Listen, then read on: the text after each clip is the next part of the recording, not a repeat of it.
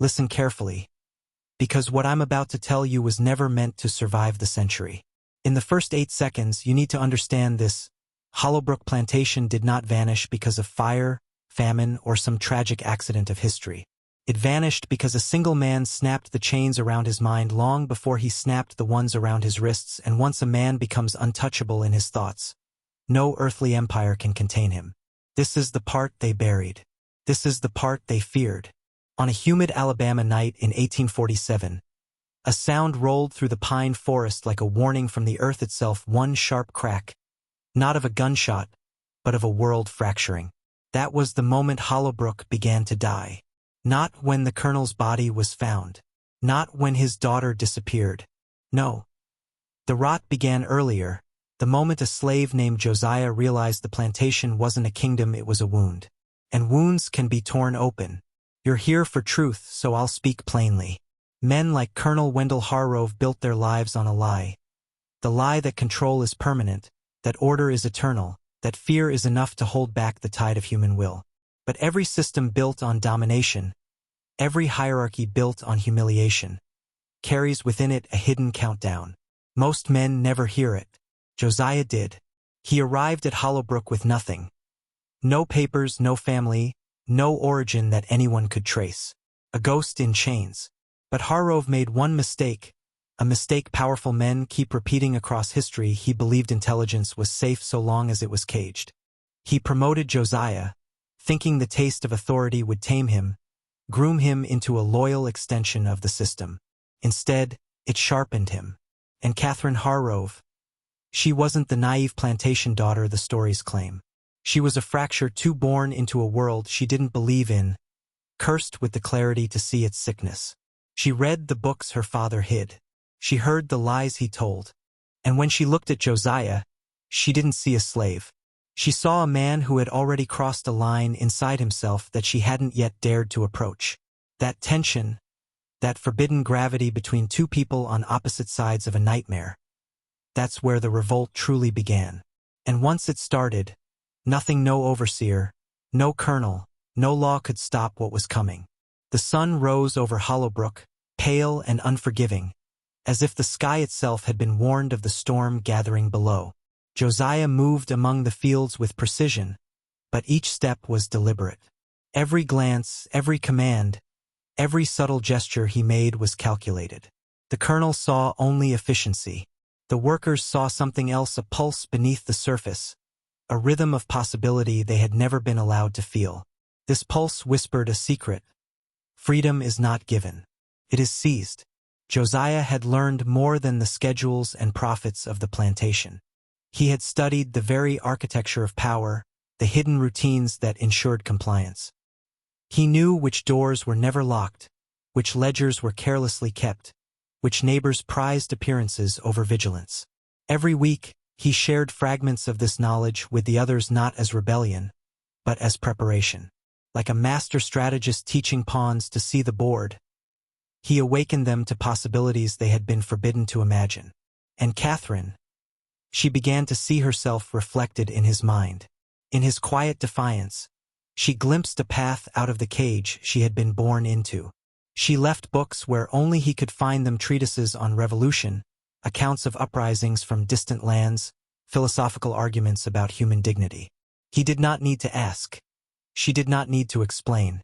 Words became weapons, ideas became maps, and together, silently, they began to redraw the borders of the world around them. The other enslaved workers watched changes ripple through the plantation. Confidence replaced submission. Eyes that once lowered in fear now met each other's with understanding. It was subtle, almost invisible, so subtle that outsiders could dismiss it as coincidence or mood. But underneath, a transformation was occurring. They were learning to think strategically, to calculate risk, to imagine contingency. And every moment Josiah spent as overseer, every ledger he touched, every order he gave, was part of the larger design, a design meant to dismantle the very hierarchy that had enslaved them. The colonel never suspected. He continued to calculate profits, to imagine a future built on obedience, unaware that the foundation of his world had already shifted. And when the summer passed and the cotton was harvested, The first spark of revolt had already been struck. A spark that no law, no whip, no soldier could extinguish. Listen closely now, because this is where most histories lie. They erase the subtle work, the education in secret, the patient construction of power. They want you to believe that revolt is sudden, that courage appears fully formed. But courage is a careful architecture. It is nurtured in shadows, in whispers, in the small acts of knowledge that the powerful dismiss as harmless. And Hollowbrook was about to show exactly how dangerous knowledge, when wielded by the right mind, could become. The night at Hollowbrook carried a weight that no one outside the quarters could perceive. The stars seemed dimmer here, or perhaps it was the shadow of what was coming that dulled their light.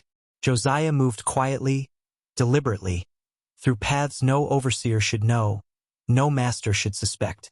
He had become both the architect and the mask of a coming reckoning. Each whispered conversation, each hidden lesson, each careful distribution of knowledge was part of a plan that could not fail, not because he was invincible, but because the system had never accounted for a mind willing to see every flaw and exploit it. Catherine's involvement was no longer subtle. She had begun to speak openly with him about abstract philosophy, about governance and justice, framing questions as hypotheticals, allowing him to reveal the vulnerabilities in the world that had enslaved her. The colonel believed them engaged in idle debate, youthful curiosity, even flirtation. He could not see the true alliance forming, not yet. And that blindness, that complacency was exactly what Josiah needed. Among the other enslaved workers, the change was undeniable. Their eyes held a spark that had not been seen for generations. They learned to read the small cues, to communicate silently, to prepare without drawing suspicion. Every task became a rehearsal, every routine a rehearsal for something larger. They were building networks of trust, a lattice hidden in plain sight. The plantation became a chessboard, and the pieces, long considered expendable, were learning the game. 3 days before the harvest festival, a trader arrived with a small coffle of enslaved people bound for deeper southern plantations. Among them was Sarah, a woman with hollow eyes and a history carved in pain. Josiah met her in the barn that night. What passed between them is undocumented. But when he emerged, his face was set with a determination that radiated danger. That night, strategy crystallized into necessity. The spark of opportunity became an ignition point. Josiah knew the exact moment to act. Not tomorrow, not next week, but precisely when the vulnerabilities aligned, when the colonel's routines had lulled him into predictable complacency. This was the calculus of power, the hidden rule of revolt. You move only when the architecture of your enemy is exposed in full. By dawn, Sarah and 2 others had vanished from the coffle, disappearing like smoke in the morning mist. Panic rippled through Hollowbrook's corridors, but no one suspected the mastermind in plain sight. The colonel tightened his routines, demanded vigilance, but the truth was already beyond his grasp. Resistance, once abstract, had now become tangible, and its architect was smiling behind a mask of compliance. And this is where most men fail to comprehend the danger. Revolutions are never violent at first. They are intellectual, strategic, invisible. By the time the world notices, the outcome is already inevitable. Hollowbrook was entering that phase where every glance, every step, every conversation carried the weight of destiny. By the late summer, Hollowbrook was a powder keg in slow motion. To the colonel, everything appeared orderly. Cotton was harvested, accounts balanced, and the plantation hummed with routine. But beneath that facade, a silent revolution was growing, and it was about to erupt. Josiah had studied the rhythms of fear and obedience as a scholar studies a text. He knew exactly when a man's confidence becomes hubris, when systems built on terror begin to fray. And Harrove had reached that moment without realizing it. Josiah had not merely taught literacy or arithmetic. He had planted the seeds of autonomy, the dangerous idea that one could think beyond chains. Workers whispered in hidden corners, exchanged subtle signs, moved with a quiet coordination that made the plantation seem haunted. Each gesture, each glance, each arrangement of labor was a rehearsal. And Catherine, she had become more than an ally. She had become a participant in something unspeakable. Together, they were crafting the invisible scaffolding of revolt, building a world in secret, while the colonel slept in the confidence of inherited power. It began with small acts of defiance. Tools left out of place, orders subtly misinterpreted, minor rebellions that seemed accidental to any casual observer. But to Josiah, these were signals, markers of readiness. When the opportunity arrived, when the colonel's attention was fractured by greed or vanity, the dominoes would fall in perfect sequence. The spark came during a Sunday dinner, a celebration of obedience disguised as leisure. The colonel relaxed, his back to the quartered fields, unaware that eyes he considered submissive were tracking every movement, memorizing every exit, every blind spot. Josiah moved like a shadow, a presence unnoticed until it was too late. One by one, the chain of command unraveled. The overseer's cottage was empty, strategically abandoned. The gates were unlocked in the pretense of carelessness. The men and women who had seemed cowed were suddenly coordinated, a silent army armed with knowledge, strategy, and determination. Then it happened, the first confrontation. A yell, a clash of force against unyielding will. Harrove, confident in his superiority, confronted the disruption, only to discover that the power he had wielded unquestioned for decades had evaporated. His threats fell flat. His authority was meaningless.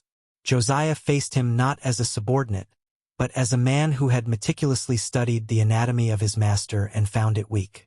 And Catherine, watching from the shadows, felt the dangerous thrill of a world flipping, of a hierarchy she had never truly accepted being torn down before her eyes. She understood that what was happening was irreversible. The plantation's invisible chains had been replaced with new rules. Intelligence over force, cunning over tradition, knowledge over fear. This is where men either awaken or break. This is where you see the true cost of suppressed knowledge. The power structures you trust to protect you can, in a single breath, become the very instruments of your downfall. Hollowbrook was about to rewrite that truth forever. The morning air carried the metallic scent of inevitability. Josiah had waited for months, orchestrating every movement, mapping every weakness, and now the moment had arrived. Hollowbrook would no longer be defined by its masters or the chains that bound its people. It would be defined by strategy, courage, and the relentless intelligence of a single man who refused to accept the world as it was. Colonel Harrove confronted Josiah in the main house, disbelief etched into his face. He had ruled with wealth, with fear, with the authority of tradition, but none of it prepared him for the calm in Josiah's eyes, the clarity of someone who had already calculated the outcome of every confrontation. Words were exchanged, threats issued, but the colonel did not understand what he was facing. This was not rebellion born of anger. This was rebellion born of mastery, patience, and education. It was the kind that destroys hierarchies from within. And then the act that would echo through Pike County for decades. Josiah struck. Not blindly, not in rage, but with precision. The colonel fell not like a man attacked by brute force, but like a symbol collapsing under the weight of his own ignorance. The plantation's power structure, meticulously constructed over decades, crumbled in moments. Catherine Harrove watched, heart pounding, mind spinning. She had crossed the line that society demanded she never approach, aligned herself with a man her class condemned. Yet she could not deny the truth that had awakened inside her. She saw a man who refused to be defined by chains, a mind unshackled, a will that had rewritten the rules of what was possible. And in that recognition, something dangerous stirred in her desire, yes, but also understanding, an intellectual communion born from shared vision. The enslaved workers, previously invisible, now stepped fully into power. They moved decisively, silently taking control of the plantation, managing its operations, securing their own safety. The revolt was not chaotic. It was exacting, disciplined, surgical. This was what happens when knowledge and strategy meet desperation and courage. And now, listener, this is your moment. Pause for a breath. If you understand what it means to seize power, to awaken to truths hidden by fear and history, write this in the comments twice. I see the chains. Twice. Seal the recognition. and let your mind accept what your eyes have glimpsed. Because the world outside is not ready for these truths, and yet, they are yours to hold. By nightfall, Hollowbrook had transformed. Where there had once been fear, there was now agency. Where there had been silence, there was communication, strategy, and control. Josiah's work was complete not just in overthrowing a man, but in reshaping the consciousness of everyone around him. He had not only dismantled power, he had taught others to see its mechanisms, its flaws, its ultimate fragility. When dawn broke over Hollowbrook after the revolt, the plantation looked the same. The cotton fields stretched lazily under the sun. The main house still stood with its quiet arrogance, but everything had shifted.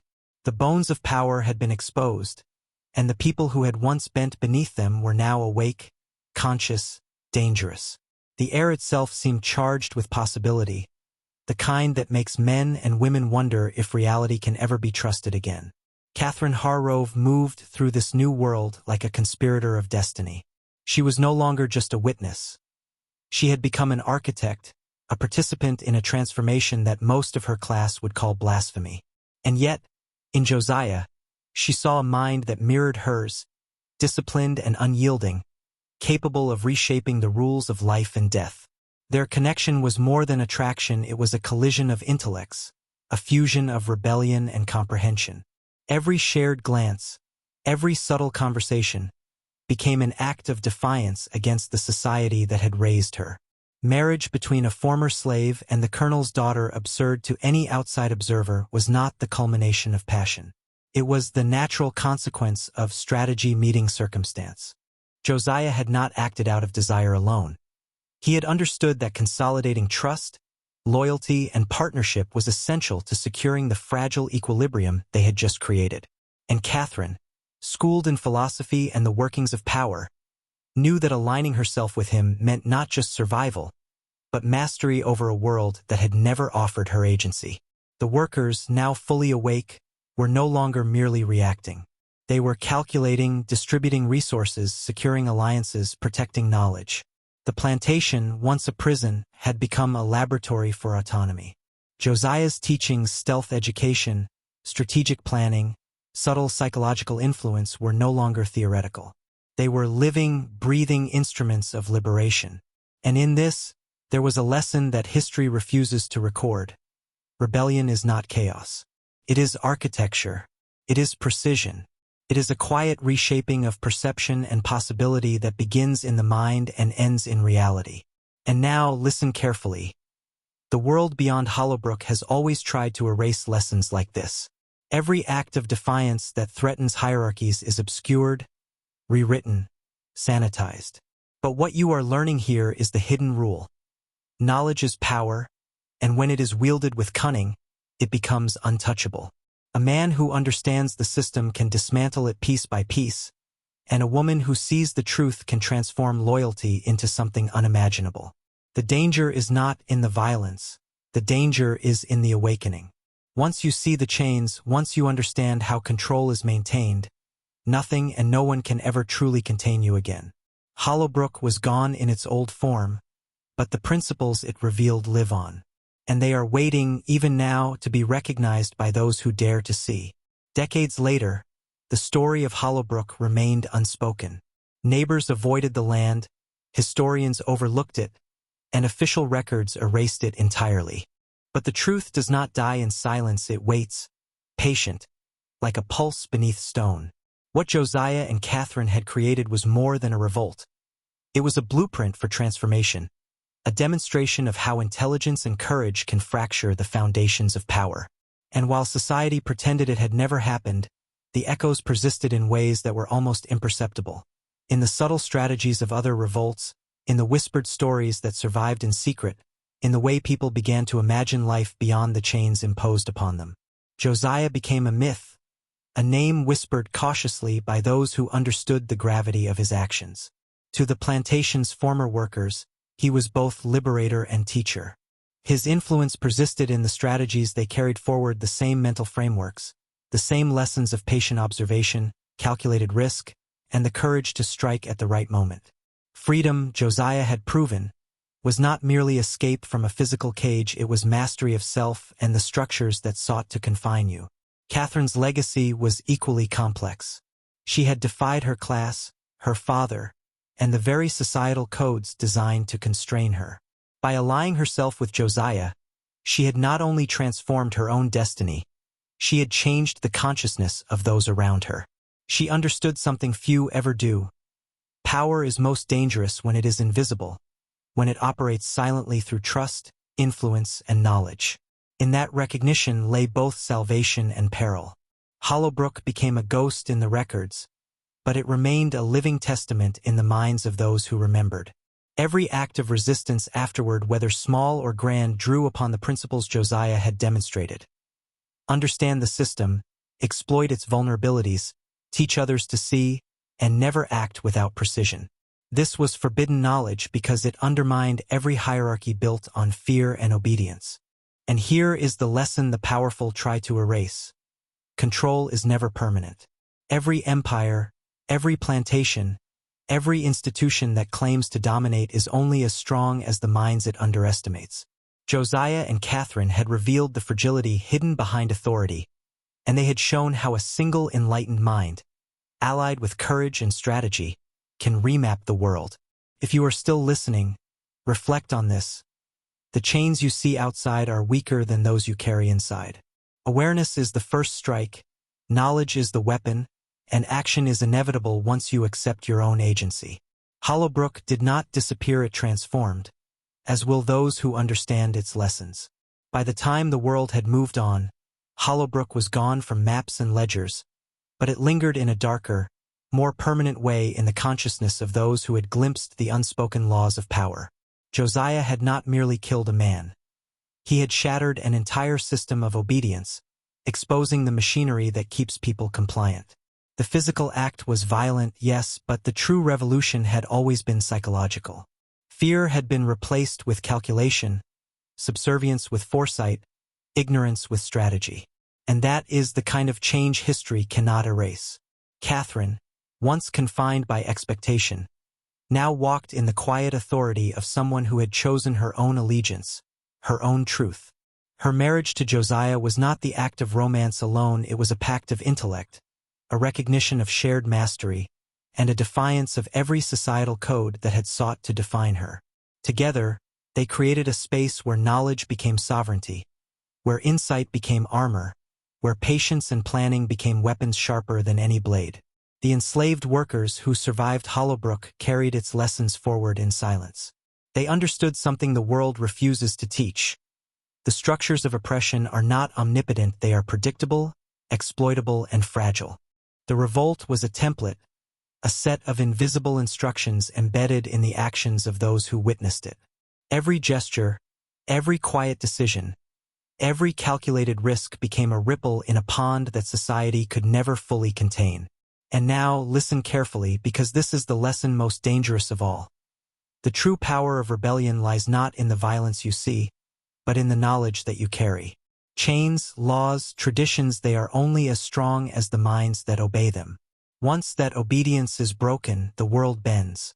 Once you understand the mechanics of control, nothing can return to its prior form. Hollowbrook is proof.